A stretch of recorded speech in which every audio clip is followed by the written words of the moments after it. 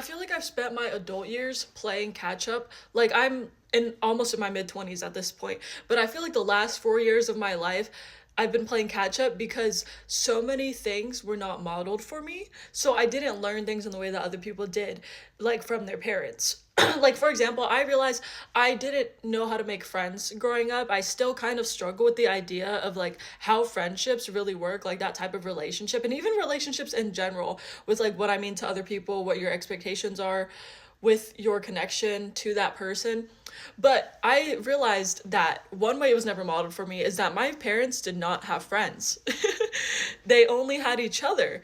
And even their relationship with each other was one that I never wanted to have. So I learned a lot about how I wanted to live my life by learning what I didn't want from them. And for the longest time, like even the rest of my family around me, not just my parents, like their siblings and their relationships, those were not relationships I wanted to have. I didn't understand how to form them. I didn't understand what they meant. And so once I started dating in my late teen years, I had no idea what to expect. I was at this point where I also did not have a very good relationship with myself. And so I let a lot of things fly that I shouldn't have. But it took those experiences for me to learn because I never had it modeled for me.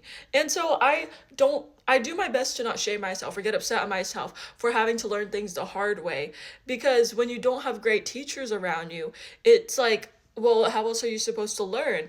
And with life, like I notice there's so many people that are like, "Oh, I wish I knew this the first time. I regret this. I regret that."